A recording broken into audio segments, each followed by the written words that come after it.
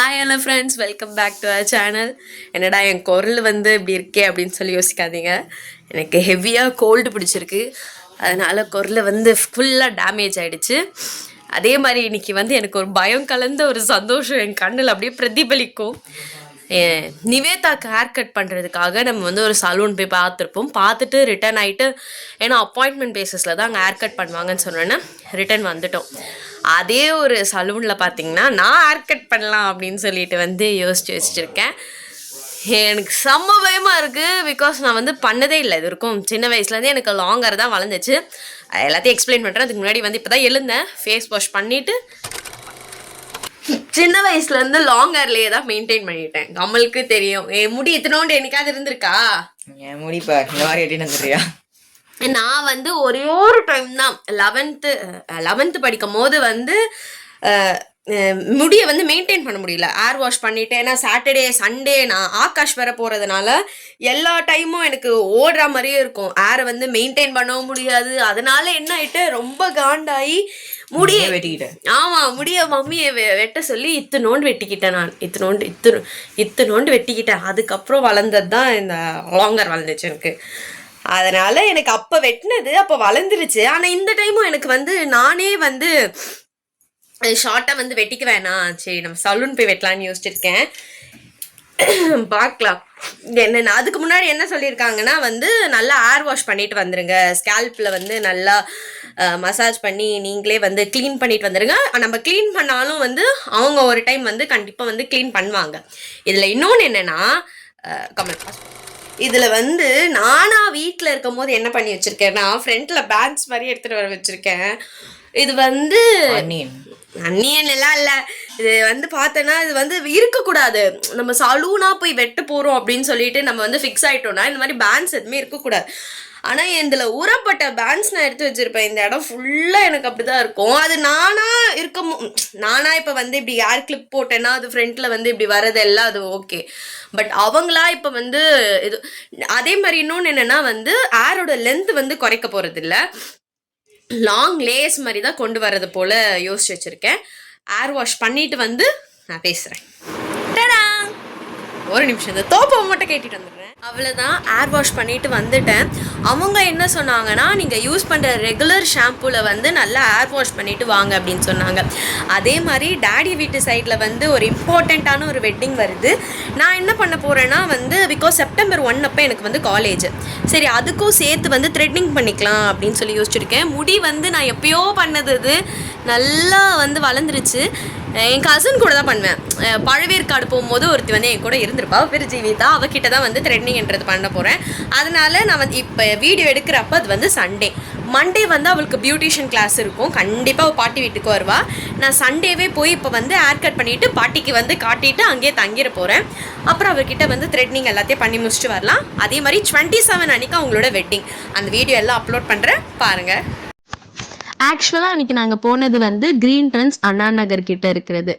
எனக்கு என்னதான் நான் வந்து ஒரு ஹாப்பியாக போயிருந்தாலும் எனக்கு எக்கச்சக்க பயத்தில் நான் இருந்தேன். பிகாஸ் ஒரு ஃபேஸுக்கு ஹேர் மட்டும் தான் வந்து டக்குன்னு நமக்கு லுக் கொடுக்கறதுலேருந்து எல்லாமே. ஏன்னா நம்மளோட ஹேர்ன்றது செட் ஆகலைன்னா வந்து சுத்தமாக நம்ம என்ன ட்ரெஸ் போட்டாலும் கம்ப்ளீட்டாக செட் ஆகவே ஆகாது. அதனால ஸ்டார்டிங்கில் சொன்ன மாதிரி என்னதான் சந்தோஷம் இருந்தாலும் கண்ணில் அப்படியே பயத்தோடு தான் நான் ஃபுல் டே அந்த டே ஃபுல்லாக இருந்திருப்பேன். முடி வெட்டுறது இருக்கும். அதுக்கப்புறம் பார்த்தீங்கன்னா என்ன வந்து கீழே ஃபுல்லாக மென்ஸ் இதுவு ஒரு 10 minutes வெயிட் பண்ணுங்க அப்படின்னு சொல்லிட்டு வந்து மேலே கூட்டிகிட்டு போயிருப்பாங்க. அங்கே வந்து ஒரு சின்ன ஒரு டிஸ்கஷன் நடந்துச்சு. என்ன சொன்னாங்க அப்படின்னா வந்து உங்களுக்கு வந்து நிறையா வந்து லேயர்ஸ் வேணும்னு சொல்கிறீங்க, பட் வந்து உங்கள் ஹேர் வந்து லாங்காக இருக்குது, ஆஸ் வெல் அஸ் வந்து தின்னாகவும் இருக்குது, அடியில் மட்டும் தின்னாக இருக்குது. அதனால நீங்கள் வந்து கீழே மட்டும் கொஞ்சம் ட்ரிம் பண்ணிக்கோங்க அப்படின்னாங்க. பட் லேயர்ஸ் விசிபிளாக தெரியாது. அட் லாஸ்ட் உங்களுக்கு வந்து ஒரு சாட்டிஸ்ஃபேக்ஷனே இருக்காது அப்படின்னாங்க. அதுக்கப்புறம் சரி ஓகே, நானும் நீங்கள் வெட்டுங்க, உங்களால் எனக்கு சாட்டிஸ்ஃபை ஆகிற அளவுக்கு நல்ல ஒரு லேயர்ஸ் ப்ரொவைட் பண்ண முடியும்னா கொடுங்க அப்படின்னு சொன்னதுக்கப்புறம் தான் வந்து அவங்க அந்த ஹேர் கட்டே பண்ணியிருப்பாங்க. நான் ஷார்ட் ஆக்கும் போது தான் என் கண்ணெல்லாம் மூடிக்கிட்டே பயமாக இருந்துச்சு அப்படின்னு சொல்லிட்டு. அதுக்கப்புறம் அட்லாஸ்ட் அவர் எனக்கு கொண்டு வந்த ஒரு லுக்கில் நான் அப்படி கம்ப்ளீட்டாக இம்ப்ரெஸ் ஆகிட்டேன். ஏன்னா எனக்கு ரொம்ப பிடிச்சிருந்துச்சு. அவர் அந்த ஸ்பா பண்ணி முடிச்சதுக்கப்புறம் என் ஹேரோட டெக்ஸ்சர்ன்றது அவ்வளோ சாஃப்டாக இருந்துச்சு. அவர் இன்னொன்று வந்து நான் அவர்கிட்ட கேட்டுட்டு இருந்தேன் என்னெல்லாம் ஷாம்பு யூஸ் பண்ணலாம் அப்படின்னு சொல்லிட்டு. எனக்கு வந்து அவர் சஜஸ்ட் பண்ணது வந்து உங்களுக்கு ஆல்ரெடி ஹேர் வந்து சில்கியாக தான் இருக்கு. இது என்னன்னா பாட்டி கிட்ட காட்டுவது பாட்டி என்னடி அவங்க ஆல்ரெடி சொல்லிட்டு தான் இருந்தாங்க முடி வெட்டாத அப்படின்னு சொல்லிட்டு வெட்டிட்டு வந்தேன்னு அவங்களால ஷாக் தாங்க முடியல. அன்னைக்கு வந்து நான் பாட்டி வீட்டு வந்துட்டேன். ஏன்னா மார்னிங் வந்து ஜீவிதா வந்துருவா எப்படியாச்சு அப்படின்னு சொல்லிட்டு. அவ எப்படியோ பியூட்டிஷியன் கிளாஸ் வருவான்னு அவ்வளவுதான். காலைல வந்து எழுந்தோன்னு நான் வந்து நைட் வந்து குதிரைவால் போட்டு நீ தூங்கிட்டேன். அதுக்கப்புறம் வந்து நம்ம தான் எது பண்ணாலும் நம்ம தான் 1000 தடவை பார்த்துட்டே இருக்கும்ல, அந்த மாதிரி முடி எடுத்து வச்சு பார்த்துட்டு இருந்தேன். அவர் என்ன சஜஸ்ட் பண்ணாருன்னா வந்து நீங்க வந்து லோரியல்லே வந்து ட்ரை பண்ணி பாருங்க, எல்லா ப்ராடக்ட்டும் அதுல சீரம்ல எல்லாம் நல்லா இருக்கும். ஜீவிதா வச்சிருந்தது வந்து ஏர் சீரம்லயே அதே பிராண்ட்ல வச்சிருந்தா, போட்டோ அவ்வளோ சூப்பரா இருந்துச்சு. பட் அதோட காஸ்ட் எல்லாமே ஹையா இருக்கும் அந்த பிராண்ட்ல. அதுதான் கொஞ்சம் யோசிச்சேன். அதுக்கப்புறம் பாத்தீங்கன்னா அண்ணா நல்லாவும் பேசிட்டு இருந்தாரு, அதனாலதான் எனக்கு இவ்வளவும் ஷேர் பண்ணியிருப்பாரு. இது வந்து மார்னிங் குளிச்சு முடிச்சதுக்கு அப்புறம் ஹேர் இப்படிதான் இருந்துச்சு. பாத்தீங்கன்னா அது வந்து அவர் அங்க செட் பண்ணதுக்கு அப்புறமும் கூட இப்ப கொஞ்சம் பவுன்ஸாவே ஆயிருக்கும் ஹேர். அப்புறம் ரொம்ப அவர் வந்து ஸ்ட்ரைட்னிங்லாம் பண்ணி வந்து ஸ்மூத் பண்ணி கேர்ள் பண்ணி விட்டுருப்பாரு. அதனால நம்ம டென்சிட்டியே எனக்கு லைட்டா குறைஞ்ச மாதிரி இருந்துச்சு. அதுக்கப்புறம் தான் அது கொஞ்சம் பவுன்ஸ் ஆயிருக்கும். நான் தூங்கி எழுஞ்சதுக்கு அப்புறம் தான். அவர் இன்னொன்று என்ன சொன்னார்னா, உங்களுக்கு வந்து அடியில் வெட்டுறதுக்கு முன்னாடி அவர் என்ன சமாதானம்லாம் படுத்தினாரு.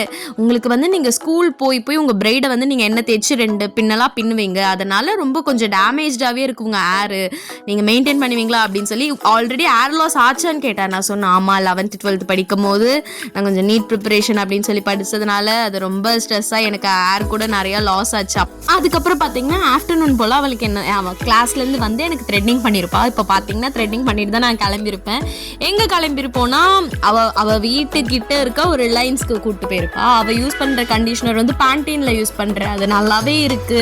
நான் யூஸ் பண்ண கண்டிஷனர் எனக்கு செட்டே ஆகல, ஒரு பிராண்ட்ல இருந்து யூஸ் பண்ணது. நான் பேண்டீன் யூஸ் பண்ணது சூப்பராகவே இருக்கு அப்படின்னா சரி. அவ வீட்டுக்கு கிட்ட போயிட்டா டாடி ஒர்க் முடிச்சுட்டு அப்படியே என்னை வந்து பிக்கப் பண்ணியிருப்பாரு.